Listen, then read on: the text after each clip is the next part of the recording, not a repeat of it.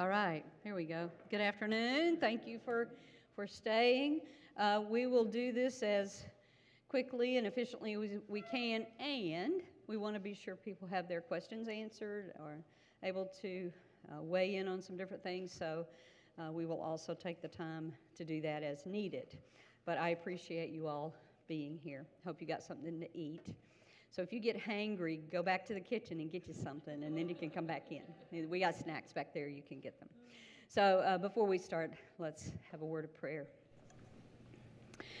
Holy One, doing the business of the church is part of what we are called to do, so that as we run efficiently and effectively, and as we keep working on our systems, and as we decide on a board and our budget, we know that to the degree that we do that in a good spirit, that it leaves us the time we need to do the ministry that you called us to do. So God, help us to all be present now and to listen carefully, to be open-hearted and listen to one another.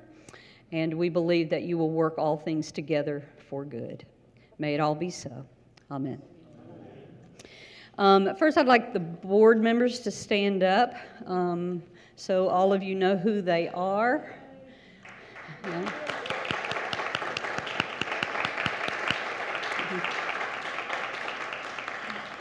And I want to thank them for actually a lot of hard work on the budget this year. It's certainly been requiring a lot of extra time and energy and effort, and so I deeply appreciate the ways that all of you have been willing to do that, and I hope the church will also appreciate those efforts. Before we go over the budget, I want to give you some quick updates about the sale of the land, imagining that this would be something all of you are interested in. So in October, early October, I actually heard directly from the guy who owns the company who is buying the land, or is hoping to buy the land. And it was at this time that he told me that they were waiting to be scheduled to get project approvals from the county. And this requires public hearings. So they were waiting to be scheduled for that. He said, I'll be working on purchasing the necessary mitigation credits. Once those are secured, I will also coordinate to have some deposits released from escrow directly to the church. So listen to this. We don't normally release deposits, but you have been amazing, patient, and we appreciate you working with us. This should provide added surety from our side as we move forward with permitting. So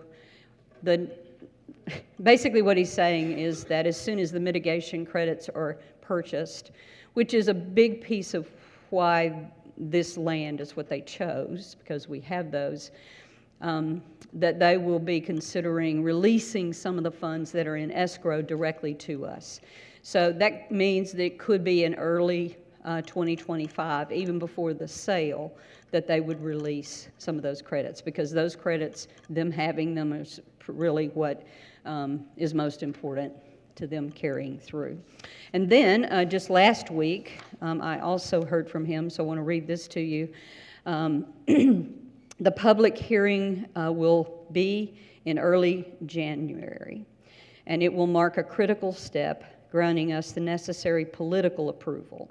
Afterward, we'll move into the permitting phase, which is generally lower risk and focuses on code compliance and construction drawings. So it's that political piece that's the hardest to get over in the public hearing, and then after that, it's just a matter of construction and drawings. Additionally, highlighting how residential uses could support the church's... Oh, wait, I missed a sentence, sorry.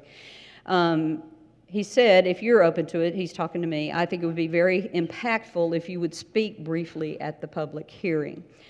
Having you share the church's perspective, the challenges you faced in trying to sell the land, and the financial relief it could bring could resonate strongly with the commission. Additionally, highlighting how residential uses could support the church's mission and provide much-needed, attainable, and affordable housing for the community, which show the broader benefits of this project. So I have already written him and agreed to speak at the public hearing.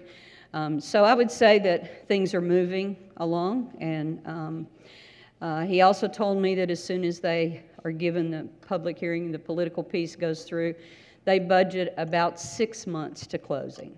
So that looks like May, June, July in there somewhere, okay, if all goes well. Okay, any questions about that quickly? Just wanted to give you the updates we have.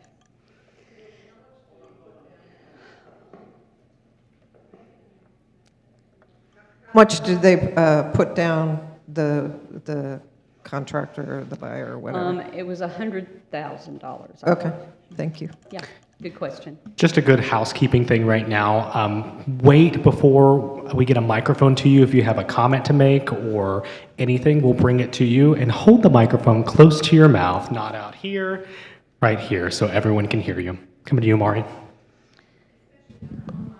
Yeah, our online people need to be able to hear you, so just remember that that's a big piece of this.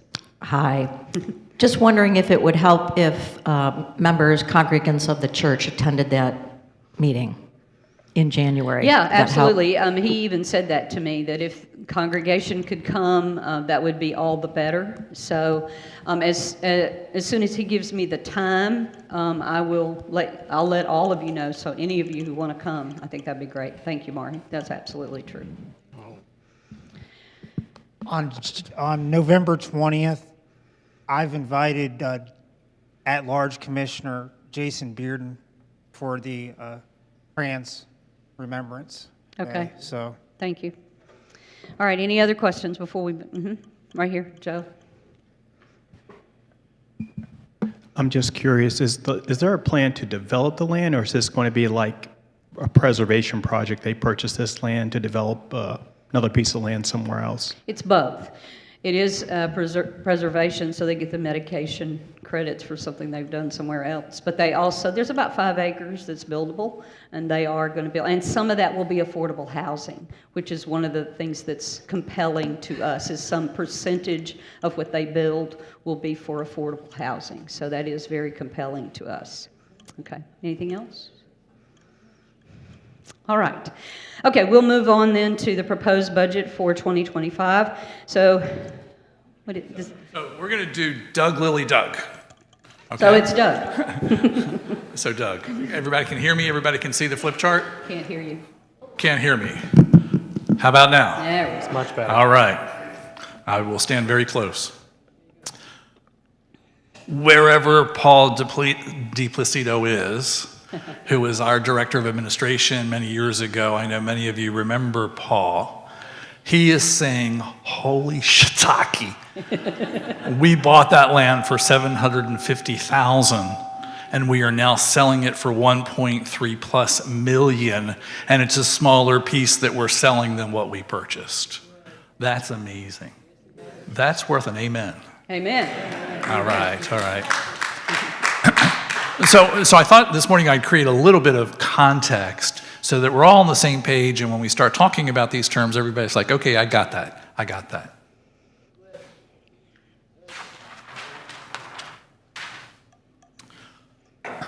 And all good things like sermons have 3 parts. And we're going to talk a lot about the profit and loss statement, and a profit and loss statement really looks at income and expenses. Now, we're a not-for-profit, so that means we're not looking for our income to exceed our expenses. We're looking for them to be about the same. Versus Elon Musk, who wants income to be way higher than expenses. That's not our goal, just by virtue of the fact that we are a not-for-profit. We're going to look at the budget, but we're also going to talk a little bit about forecast and what that means, and we're going to talk about actuals. So budget is what we said we were going to do in 2024, and now we're going to say what we're going to do in 2025. Actuals are anytime during the year we're going to take a look at, whether that's 6 months or 9 months, right, what we've actually earned or produced in income and expensed versus what we thought we were going to, okay, earn in income and expense, all right? And then forecast is, okay, as of June 30th, we were here, and we think at year end we're going to be here.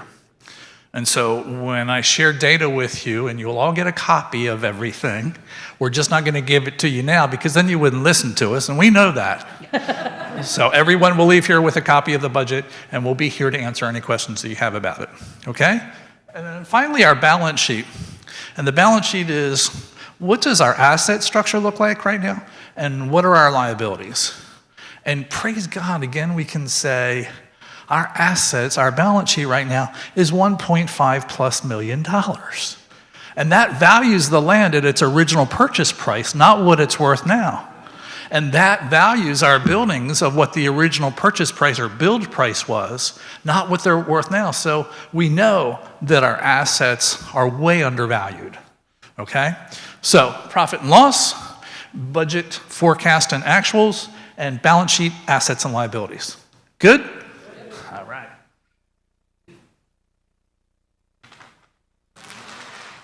Let's thank Doug for always being the guy who can talk to us in ways we can understand about numbers. So let's start. What are our sources of income? And our largest source of income is plate. And what is plate? Plate is pledged and unpledged giving. Okay? Makes sense? That's where most of our comes from, and that's called your generosity. Okay? We also have fundraising. Like in 2003, we had a fundraiser and had an awesome gala celebrating our 40 years. Okay? And for the last couple of years, we've introduced Trivia Night. Okay? And I've been at, I think, every trivia night, and it's just fun. So we should call it fundraising as opposed to fundraising. And the neat thing about fundraising, particularly the trivia nights that we've had, there are a whole lot of people in this room that aren't Trinity people. And so it's really nice that our community outside of these walls are supporting us in the same ways that we're supporting them. Okay? Admin, music, and worship. We earn interest on our savings that we have and on our investments accounts, so that's a source of income to us. Music, we're going to have a concert on December 15th, and I know that you all will be there because, again, that is an income producer for us, as well as various aspects of worship. So interest income is the biggest chunk there, okay? Memorials and columbarium. Unfortunately, Mickey left us this year, and there were a number of people who gave gifts to the church in Mickey's memory. That all comes in as a source of income for us. And unfortunately, we lost Dennis Bielski this year. But Ron Valancourt bought 2 columbariums for him and for Dennis, along with all of the other people that have already bought into the high rise, okay? And so that's a source of income for us, memorial gifts and columbariums. And finally, connections. The woman in the back with the little spiked hair. Pastor of Connections. And so for those of you who came to our house when we did the wine tasting, that's a pretty cool way to raise money for the church. And so when we do things like that, when we have programs, when we have book studies, that's a source of income for us, right? That's where money comes from. If you all have any other ideas of creative ways to raise money, please let the board know. But so far, that's kind of where we are.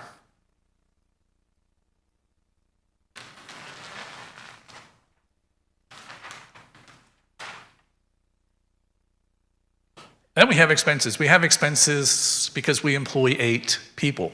We employ 3 full-time people and 5 part-time people, some of whom are contract, okay? And we extend benefits to them, which is awesome. We don't have a health benefits plan, but we do pay a stipend to our full-time employees, which is awesome. We have to do that in order to be competitive, okay? We also pay pension. The pension doesn't go to Lily. The pension goes to the denomination, and it's based on how many members we have, okay? The good news is that our church has continued to pay pension without any pause, without any break. And along with that, we pay to our denomination 10% of our income, and we pay 1.5% of our income for our efforts in Kampala. Thank you, Wendy LaChance. Okay? So that's part of our expenses. I am so proud. I'm on the finance team for MCC Global, and I am so proud when we have those meetings that I can say, for the last 15 years, Trinity, like clockwork, has paid our tithes to the denomination.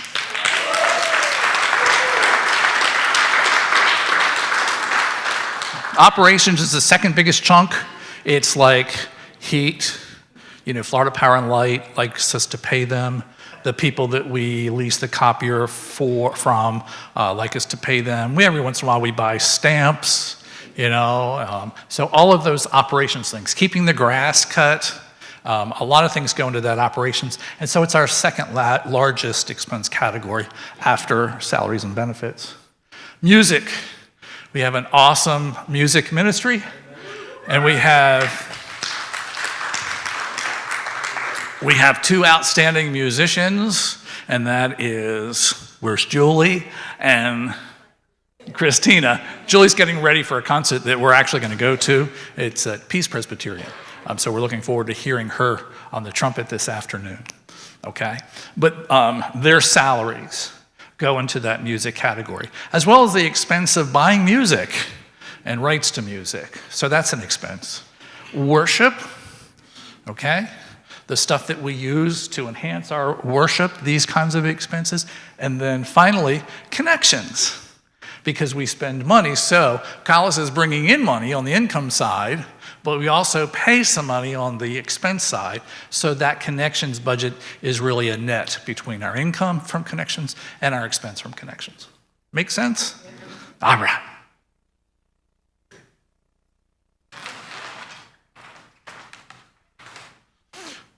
One thing I want to talk about that you won't see on our budget, and this is bequests.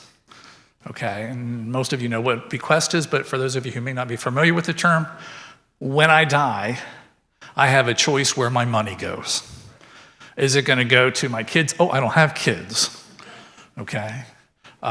Is it going to go to my nieces, my nephews? Is it going to go to, or some part of it go to Church of the Trinity? Okay, and a lot of our members remember Trinity as part of their wills, and that's called a bequest under will, okay? Now, in the last 12 years or so, Craig Gardner and Frank Stamford gave us over $300,000, okay? John Hanson gave us over $300,000, okay? Cam Cummings gave us her entire estate, her home, $150,000, and $25,000 in her IRA account. Everything that she had when she left came to Trinity. Add that up quick, $300,000, $175,000. Dang. So the question is, well, what are you doing with that money? And I just want you to start by looking at the floor and looking at all of the equipment and looking at the sound equipment.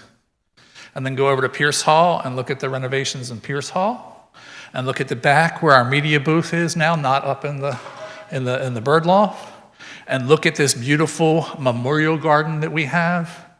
And you're sitting in a church without debt, and we're negotiating selling land without debt, right? That's what we do with bequest money.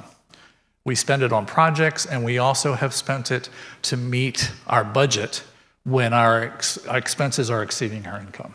So just keep that in mind. We're going to hear more about planned giving. It's on the board agenda for 2025. And I know some of you have already remembered Trinity in your will. And we are really, really diligent stewards about how we spend that money. Okay? So let's talk a little bit about what's happened in the last 2-3 years. Take it away, Lily. I feel like I need a top hat and cane or something. Yeah. All right, so what I want to do is really give you a budget narrative, so the story, I mean, all budgets need a story or they don't mean anything, or we make up what they mean, which is worse, of course. So I want to do that quickly. So let's talk about what brought us here to this time when we're looking at a 2025 budget. This is something that's easy to forget, and maybe most of us would like to forget, but when we returned to the building after the pandemic, it was July 2021.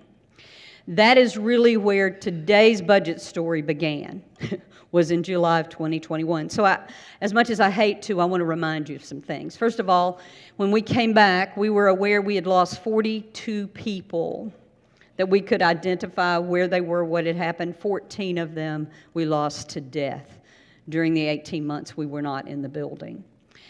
One of the deaths was our longtime pianist, which left us without a pianist. Thank you, Diane Hewitt. We had to rebuild our infrastructure, including how to minister to online worshipers. So I remember distinctly that first Sunday we came back. It was July 4th, 2021. And it occurring to me all of a sudden that we didn't have any ushers. We didn't have a pianist. We had no infrastructure. We didn't have any, it's like who's going to count money, who's going to do the readings, who are going to be the ushers and the welcomers.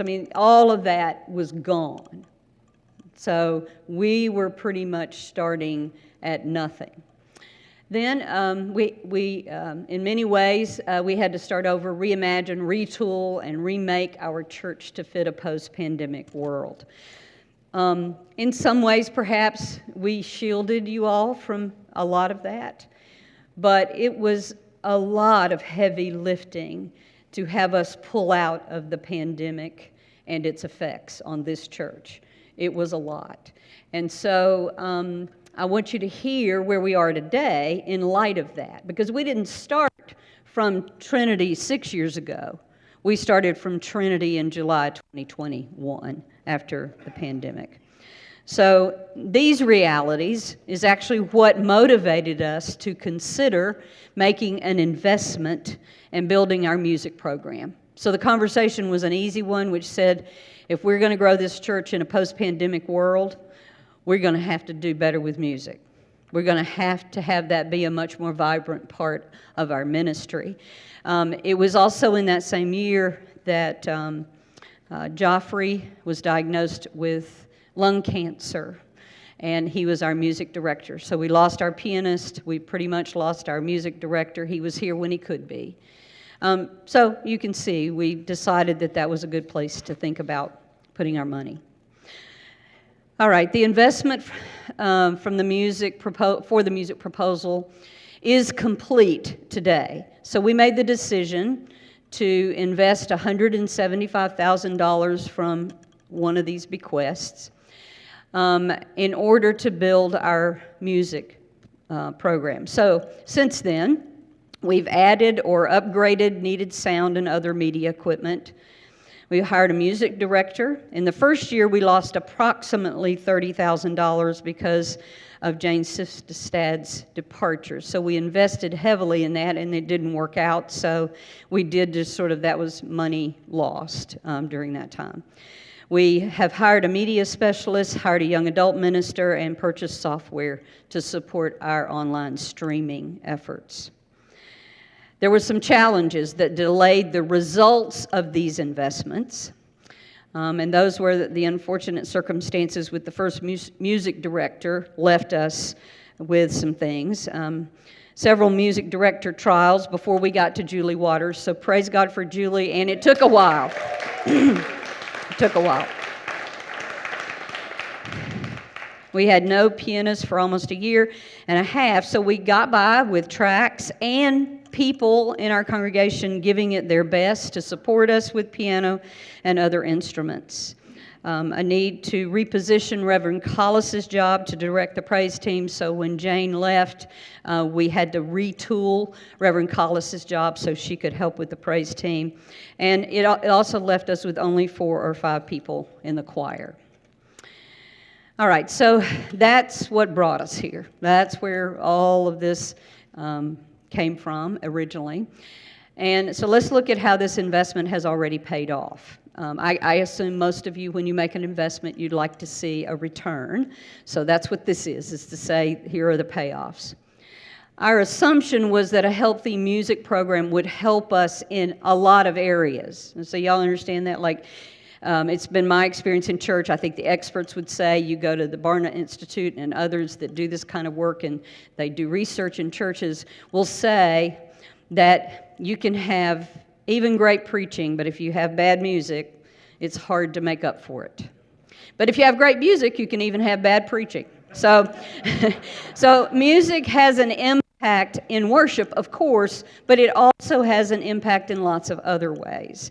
I know I've been privileged to serve in a couple of other churches where there was a very vibrant music program, and what happened eventually was that the choir or the praise team or whatever group also was in demand in the community, and so that's where we're headed. That's what we're hoping for, so that we're represented out there at other occasions, and that's how Trinity becomes known. So music has power to affect a lot of different places.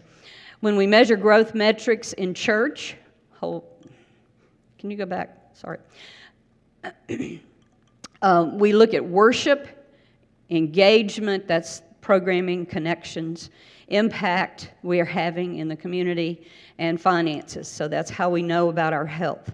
When we look at these metrics, we can see that these investments have indeed already paid off. So I want to go through those really quickly so you can see that we've had some slow and steady growth. All right, so our attendance. You can see that in 2022, so that next year right after we came back from the pandemic, our average attendance was 109. This is both in the room and online. In 2023, our average attendance was 117. And this year so far, our average is 126. Now, there's nothing meteoric about this, but it is slow and steady growth. And for those of you who work with growth, that is a better way to grow than to have a meteoric growth, because then you can't keep up with that. So there's all sort of issues with that.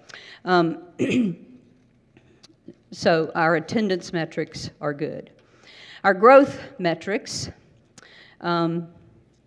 in terms of music, which was obviously the investment, in 2022, we had about 5 people in the choir. In 2023, 15, and in 2024, 15. So a good jump in the number of people involved in the music program. And even in the last couple of weeks, we've gotten a couple of new people. So, I think there's evidence that we will continue. And I had somebody tell me this morning who was here for the first time that she wanted to sing in our choir. So, these things happen over time, and we're grateful for that. All right, our growth metrics with finances. So if you look at this graph, I hope you can see it reasonably. In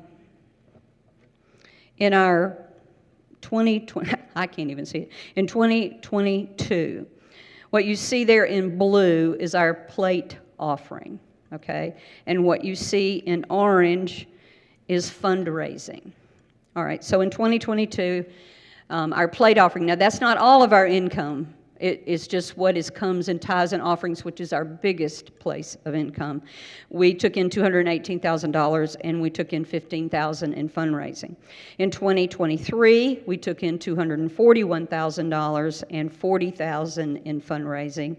And this year, we are expecting that our income will be $244,000 and approximately $40,000 in fundraising. So you can see that we're ticking up in the right place, which is plate offering, in giving, because that's really how churches should function, is that is where we have our biggest places of income.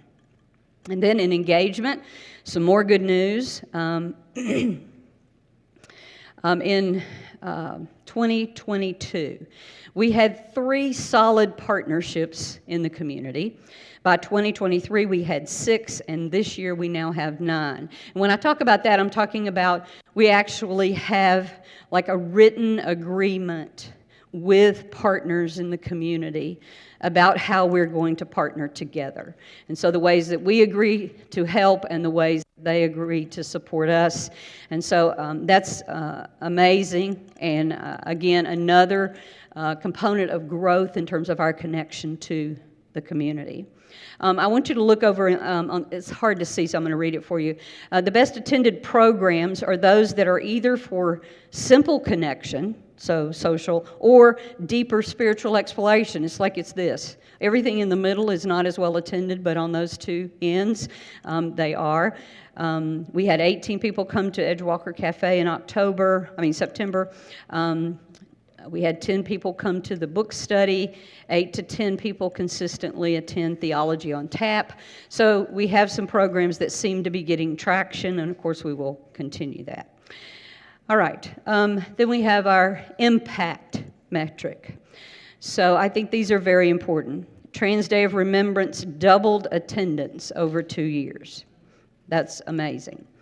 Juneteenth attendance has gone from about 80 people to 120 people. More invitations to speak. I've gotten some of those. JT and Reverend Collis have gotten some. To the Presbyterians who are trying to be open and affirming. To synagogues. To Project Pride class that I'm going to be teaching next year on gender, sexuality, and spirituality.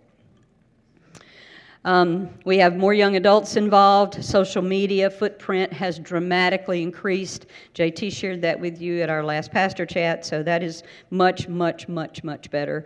In 2023, we gave away $60,000 to the community. So that was in addition to all the things we do around here, but we gave away that much cash. Virtual worship attendance has remained steady. We can say that there's like a gigantic number of people, but we stay in about the 42 people range online every Sunday, so it's consistent. 50% in fundraising participation is outside our church, which is exactly what you would hope. And we've given away 1,500 blessing bags in 15 months. So these are all things, just remember, that have to do with impact outside our walls and in the community. All right, so we also, in these investments, we got these results, but we also need to operationalize these investments in places where we invested money, especially in salaries, but also in equipment. The equipment purchases were one-time expenses. All right, so operationalizing them is not necessary because we made a one-time purchase. We've already operationalized the monthly software expenses, a new software we bought for online purposes and also for in the room.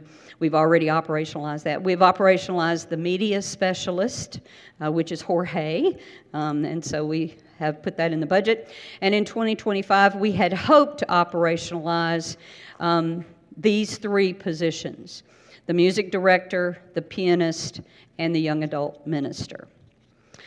All right, so when it comes to expense management, we just want you to know what's already been done. By doing away with the administrative position and having current staff absorb those responsibilities, we have saved $16,000 this year, and we will save even more in that way next year. We eliminated the sound tech position in order to save money, and volunteers are filling that role, and we are grateful to them for that. This reduces the operationalizing number to $67,000, which is about what our overall income expense deficit is. So, all of that is to say that most of you know that before I became a pastor, I ran a global business. And so for those of you who are in business, you know that there are moments where you have to invest in order to take the next step, right? And so that's what this church decided to do. It was very courageous, it was very brave, and thanks to the generosity of the people who left us money, we were able to do that. What has been more challenging than we expected was when we could operationalize all of those investments. You want to operation?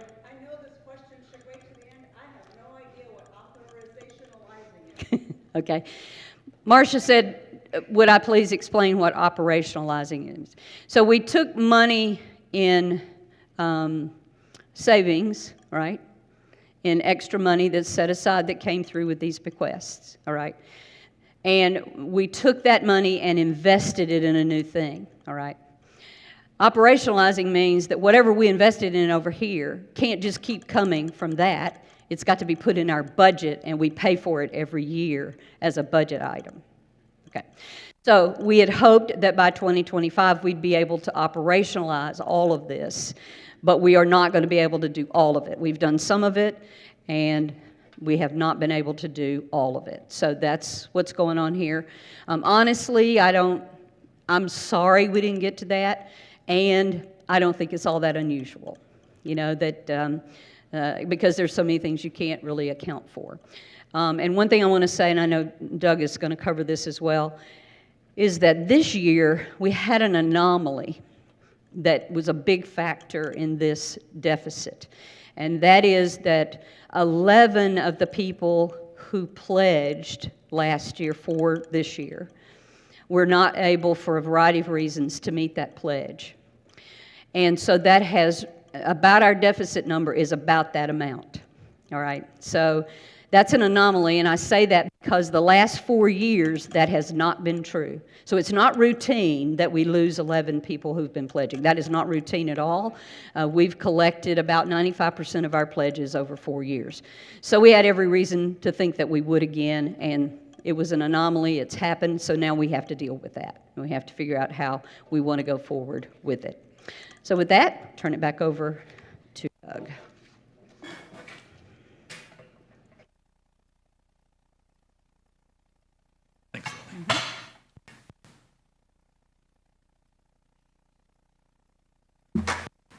So what's 2025 look like? Thank you. This is a pie chart. So let's start the next slide, Carlos, then we'll go back to the slide chart. There we go. This is what our 2025 sources of income are projected to be. Plate, that's pledged and unpledged giving, $257,250. That's down from this year. This year's target was $275,000. I think we would be kidding ourselves if we tried to say we're going to get $275,000 last year, because we have some recovery to do from the 11 pledges that we lost. Okay? So that's why that number is lower, 257, 250. It's not the direction we want to head in, but it's the realistic direction to head in. And as Lily said, in the past 4 years, 3 years, 4 years, we have exceeded our pledges. We have met our pledges, like 95% of the money pledged actually came in. We're not there this year, okay? Admin, music, and worship, $12,750. A lot of that is interest money that we expect to earn on our investments. The market is like crazy right now. I don't know whether it's going to stay there, but for a while we're going to get some investment income. Memoriam and columbarium, $10,000. Okay. Our columbariums cost how much? $1,500 each. So if when Sean and I bought our columbariums, it was $3,000 for both of us. We don't want to use them for quite a while. Okay. Our reservations are in at the Hotel Trinity. Brian?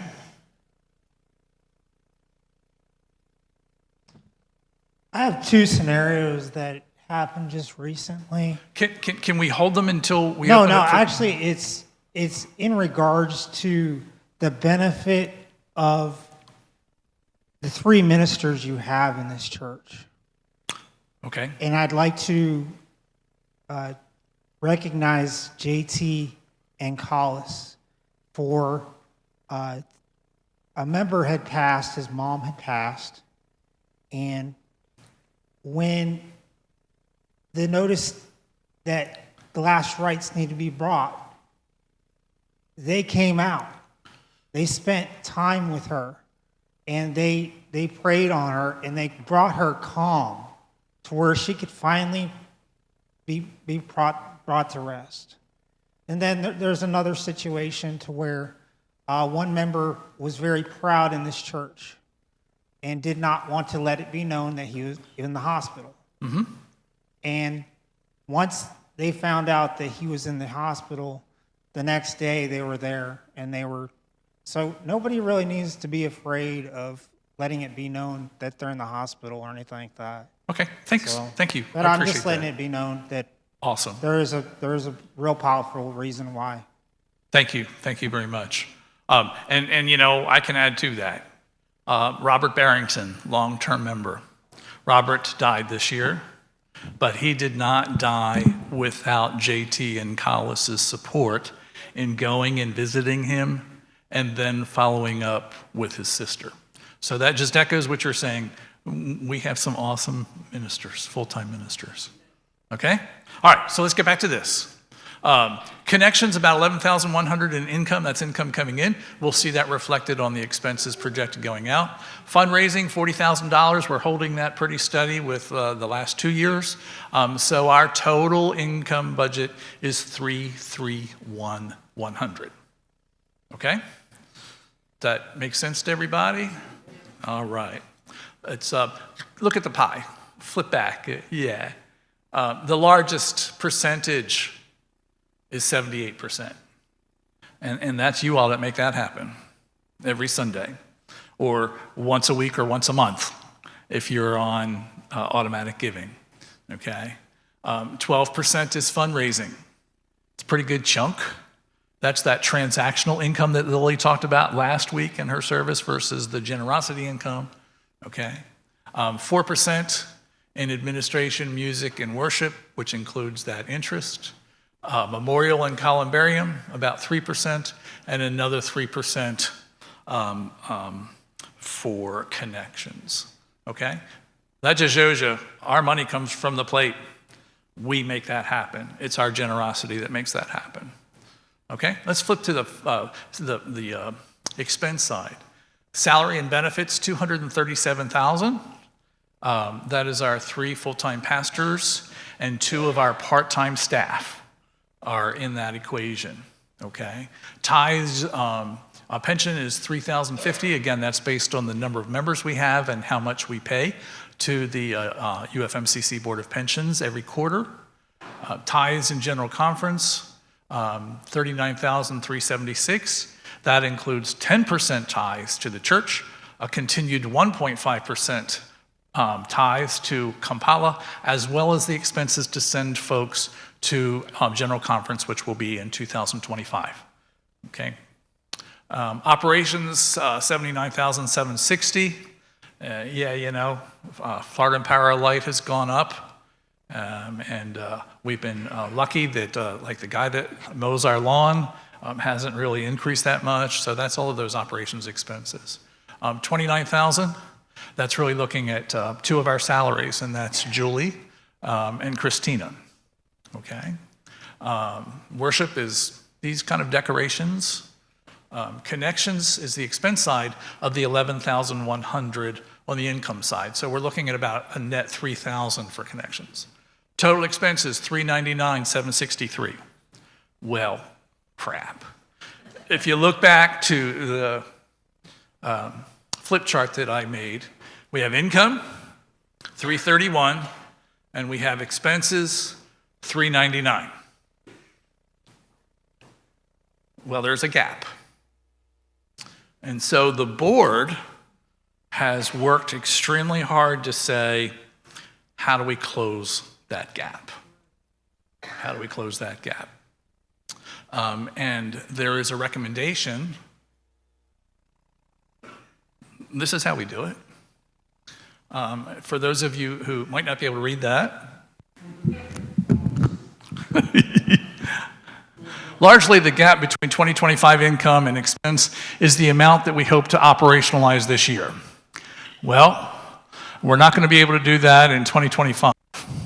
So the board would like to move forward and is offering this to you to be voted on in 2 weeks, November 24th. And that is we roughly, that 68,000, chop that in half. So for the first 6 months in 2025, they would like us to continue to withdraw out of our piggy bank and supplement our income with money that we still have. Okay? Now, how much is that? As of September 30th, we had a balance of $103,000 in New York Life. That has produced a lot of revenue for us this year. We hope that continues. And we have almost $29,000 in Bank OZK, in a money market account. So we have about $132,000, $133,000 left in our set-aside money, our reserve, our contingency, whatever word you want to use. I like the words that Lily used in 2022, the ability to take some of that and invest in our vision and where we want to go. And so the board is recommending we're going to take half of that, $34,500, and look at the first 6 months, see how that goes, see if we get any money from the release of the deposit for the land as we get close to that, see what our land sale will be. I have every confidence that we will sell that land this time. My worry is that we don't get too crazy once we have $1.3 million.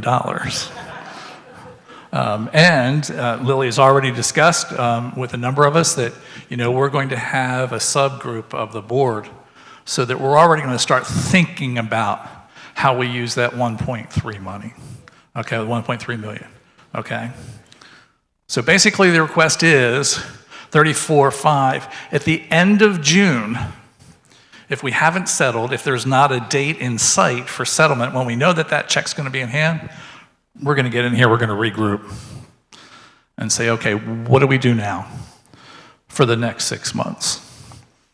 Okay? Marcia.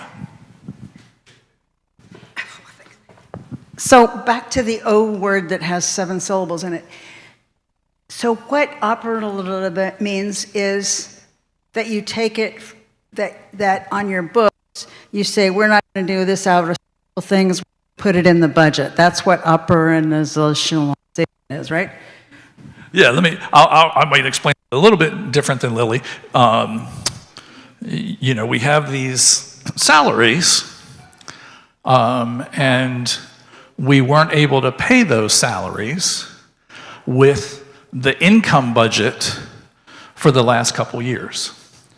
But we said, we want to go ahead anyway and hire a young adult minister and hire a top-notch pianist and hire a new, very effective choir director. But we won't be able to do that. And we need to invest in some music equipment, but we can't do that as part of our regular budget. So, yeah, I said, Marcia, we're going to take that money from our piggy bank, which has already been counted as income many years ago, right? And we're going to use that to balance our budget. Okay? We had hoped that we would be able to do that in 2024. We would be much closer to it had we not taken a hit in some of our pledges that we thought we were going to receive that we're not going to receive. Okay?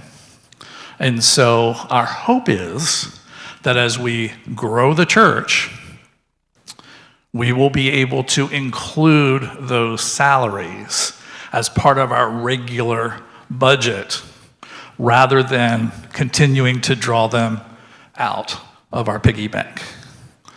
Our piggy bank, if we sell that land, it's going to be a heck of a piggy bank.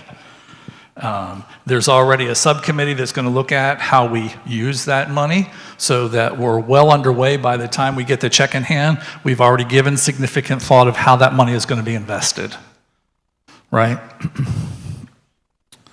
Other questions? So that's basically what the board is saying. Hang with us. Hang with us for 2025. because we want to continue to move forward with our current vision and mission that includes a young adult minister, that includes an awesome music team. We know we're not going to be able to do it with our projected income. But if we take some more money out of that piggy bank, just for the first half of the year, we're going to see how that goes. Questions? I knew I brought this question up at the wrong time last time. I'd like to contribute to a fund that would be for just a member that is in need, that has to Sure. have services or does not have the funds at the time, but it would be through board review process that that happens. Okay, let me hit that head on. That already exists. We have a benevolence fund that is at the discretion of Lily. She might consult with the board on it, so that when someone is in need, that there's some money there that the church can help out. We do have that, and often it goes very quickly. But I think what's more important is the reason we have those 9 partnerships in the community is for this purpose. We want to support. I mean, it's part of our mission. It always has been. Our social justice work, I think, it speaks for itself. But it doesn't mean we can give food. We're not a food bank. It doesn't mean that we can give health care. We're not a hospital. It doesn't mean a whole lot of things, you know. But we do have good organizations in this city who do provide those things, and many of them we have formal partnerships with. So we have to understand we can't be all things to all people, and it doesn't take long for $25,000 to just go in the benevolence fund. And so we have to be very careful about how that goes. So I think if all of you could help us in explaining to people that the way we live out our mission about that is to have partnerships with the people who do that work, all right, who do have food, who do provide food, who are food banks, you know, for those who provide shelter, for those who provide for people who are suffering with addiction, all of those kinds of things. It's important for us to partner, but we can't be all of those things to all people. So that's why these partnerships are crucial. So I'll be right there, Bonnie. Sean will tell you this happens all the time. It was here, and it's gone. What hit? Letitia, can you hit Bonnie? Just wanted to say that it would be beneficial, I think, if we had a list of the organizations that we could give to someone who needed something, because I think there's a lot of people that aren't aware of what is out there and what they can benefit from if they only knew about it. Thank you. Great suggestion. So noted. Let's take it. I just want to, before I take the next questions, and I'm hoping we have a hard stop at 12:45, and that is if the board members will stand up once again, because they have worked tirelessly at creating this budget and have given a lot of thought about how we continue to move this organization forward. And so I just want to make sure, and Lily has already said, every one of you that's on the board standing is 100% committed to the recommendation and want to see this church continue with these vital ministries of young adult ministry and music. Can I get a resounding yes from all of you who are standing? Yes.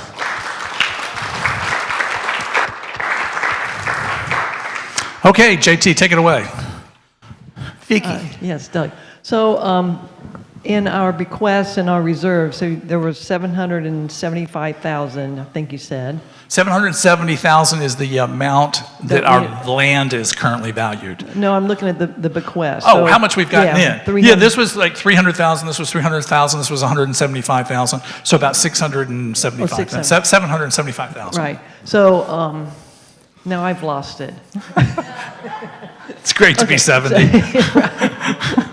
So could you again tell us what is left of that? Right now, about 132,000. Okay. Of So the my question 770? is, I know you have a long history with this, so could Yeah. you kind of tell us over the years how this money has been used in the past? Sure, absolutely. It was this, and by the way, we also got a little nice gift when we sold that little piece of land that the cell tower sits on. So that was included in our income in the last years. With that money, we have paid off of our mortgage. We're mortgage free. We have done incredible improvements to this building, one of which is very visible. Wave to all of the people in the media booth and say hi. We have ripped up, we have 2 new air conditioners, we have new electrical systems that we had to put in place. The good news is that Barb, who is our accountant, who by the way is right now on a cruise, or she'd be here helping me, and that is, and Bob started it when he was the treasurer. We can go back and clearly see where every penny of that money was spent. Some of it has been spent on projects, some major projects. A lot of Craig Gardner and Frank Sanford's money went to creating what you see out there, the Memorial Garden, you know, and purchasing the columbariums, okay? But in addition to that, it's bridged the gap in the last couple years specifically. Let me introduce some people to you if you're new to our congregation. Collis Layton, J.T. Pryor, Julie Waters. Mara, you want to stand up for Julie? You can. And Christina, if someone wants to stand up for our very young, youthful, talented pianist. Okay? They are here. The booth is there. The columbarium garden is there because of the generosity of these folks and all of you.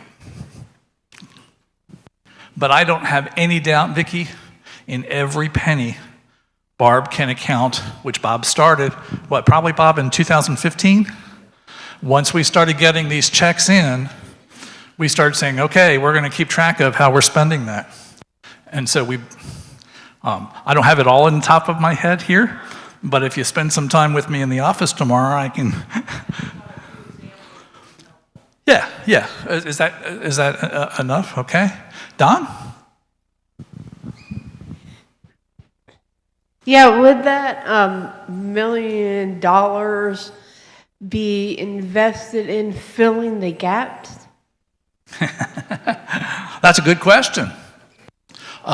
We already have used that money to fill in the gaps. We close that though and operationalize, which is Marcia's new favorite word, those salaries as part of our budget going forward.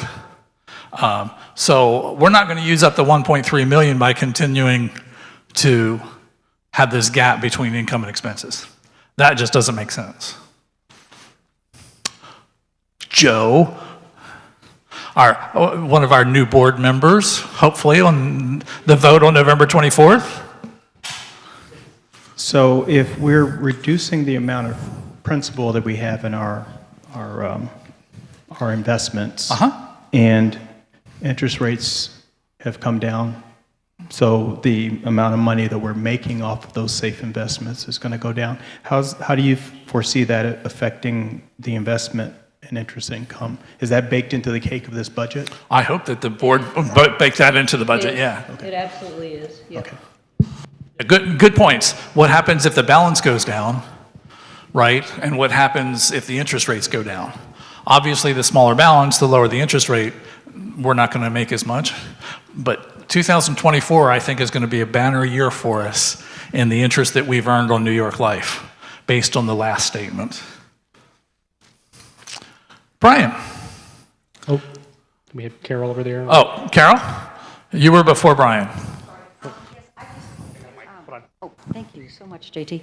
I just have to say this because, you know, when anybody as a family unit is in a situation where your expenses are more than what you're bringing in, we Yes. usually try to get with our family and say, hey, what can we do to bring this in better balance?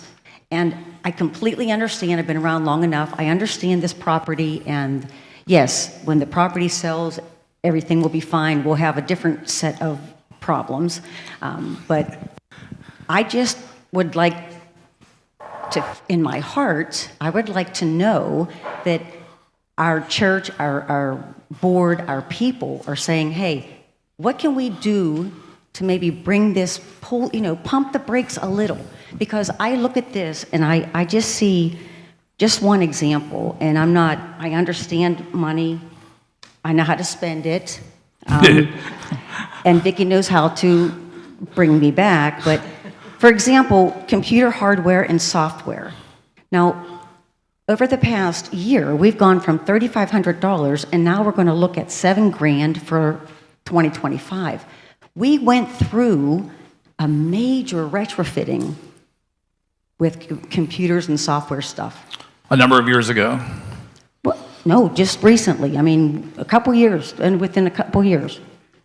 So I'm just kind of like looking at this in the way that is, where can we trim the fat a little bit? Sure. And I think that's a legitimate question to ask. And I would encourage you all, as you look at the detail, and get down in the weeds, is there anything that we can trim from that $399,000? I am believing that the board has already done due diligence in looking at that to see if there's anything trimmed. I don't know that there's too much there, but there certainly could be. And I agree completely, Carol. I would hate for us to continue to to take money from our piggy bank, not borrow it, but take money out of our piggy bank and use it to close the gap. I would much rather see our tithes, our pledges, and our offerings increase to fill that gap, so we don't need to do that. Okay, Brian, last question, because we want to wrap up at 12:45.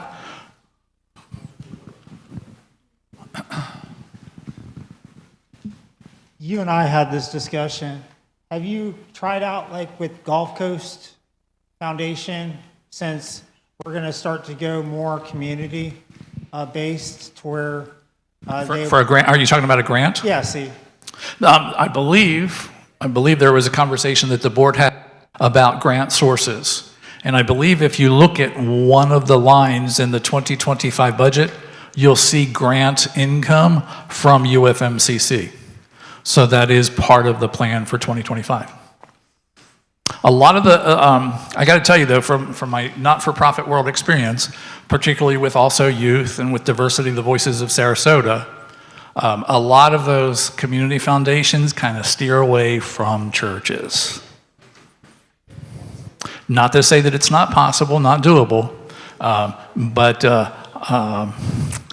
they support diversity. Not sure that they would be so willing to do a grant for Trinity.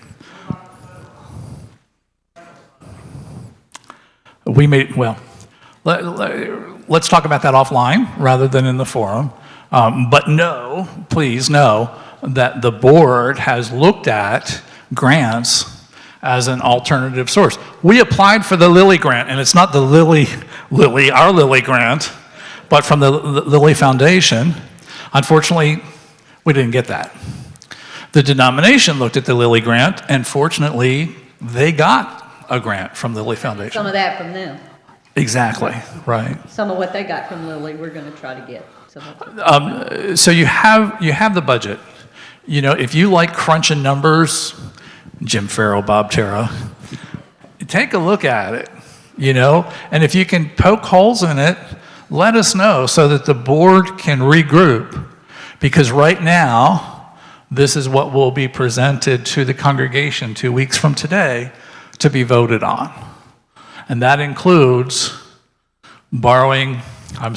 transferring the money from our piggy bank out of our reserves into supplementing another investment in our future.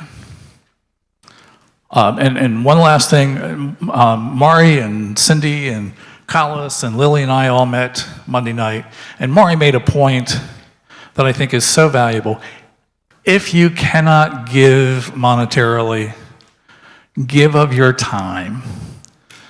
This church needs a whole village to operate. You see that every week. And so if you don't have the money to help with what you've seen up here, you certainly can ask about, how do I get to be a reader? How do I get to be an usher? How do I get to volunteer for media? And this one's for Julie. How do I get to sing in the choir? Right. Also, as we wrap this up, I'm going to need you to ask yourself the question, what happens to our church if we don't fund these positions? Because there is a future to think about, right? And if you look around, we need to attend to the future. And that's taking more time than we would have hoped in terms of the money. But that'll come. But I just want you to ask yourself what it would be like the Sunday you come and those 3 people are not in those positions. Okay? Because that'll be a very different experience for all of us. Okay? We done? I was going More to say, questions? and Anybody all got God's anything to children said, say? Amen. Amen. Thank you. Go get lunch. Thank you so much and let us know if you have other questions that come up.